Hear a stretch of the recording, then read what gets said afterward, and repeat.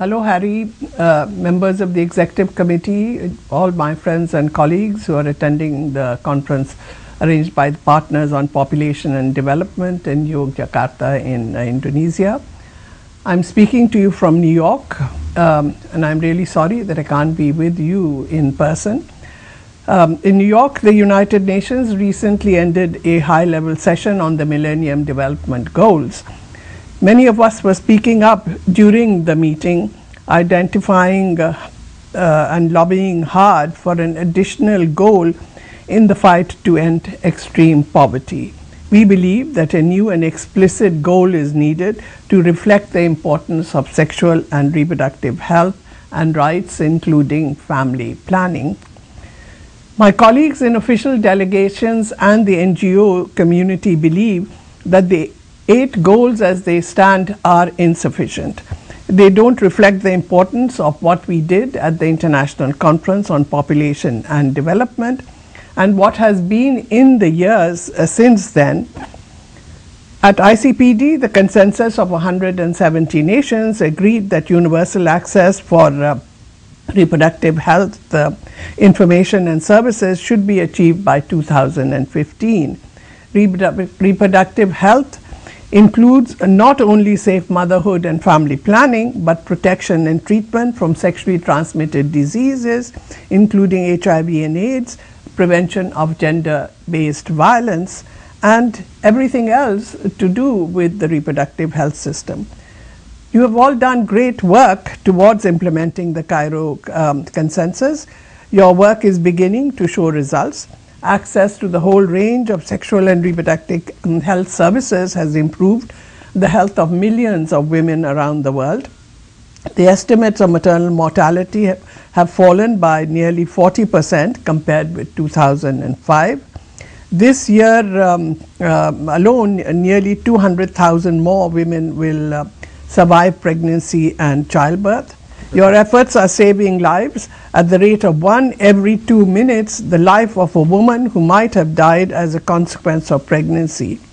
We can say with certainty that your work and the work of all the countries and organizations like PPD to implement Cairo is finally bearing fruit. All the more reason then to redouble our efforts. We have a long way to go. We are not yet in sight of the goal of universal coverage by 2015. The resources going towards implementing Cairo and especially to family planning have not risen the way we hoped. The strange fact is that resources going towards family planning have fallen to 5% of the total from about 45% of the and that was there at the time of ICPD. Yet there are still 200 million women who want to use safe and effective methods but are unable to do so. Voluntary access to safe, affordable and appropriate means of family planning is a matter of human rights, but it is also a matter of national policy. In about a year's time, the world population will rise above 7 billion. In the first 12 years of the 21st century, the world will have added 1 billion people. Most of that growth will be in the poorest countries where fertility is still very high and access to family planning and to sexual and reproductive health services of all kinds is still very low. In this case, the demand of human rights and the necessities of national policy coincide. No country that pursues the goal of ending extreme poverty can afford rapid population growth. High fertility adds an enormous burden to the costs of development. On the other hand, lower fertility and smaller families provide a one-time development bonus. The productive workforce increases and the costs of education and health programs go down. Reducing fertility is relatively simple. Women in high fertility countries want safe pregnancy and childbirth.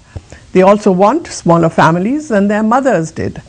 Provide women with the services they want, including family planning, and fertility will decline. This is not a new idea. In fact, it lies at the heart of the ICPD consensus. Every subsequent major international and regional conference on social issues has endorsed it.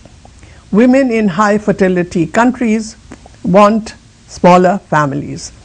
Their governments want affordable development. Their goals are in agreement. What is missing is the will to act and the resources to turn will into action. We know what to do and how to do it. Sexual and reproductive health services must be integrated with HIV/AIDS prevention. Services must reach all people who need them. This includes unmarried women and young married women before their first child.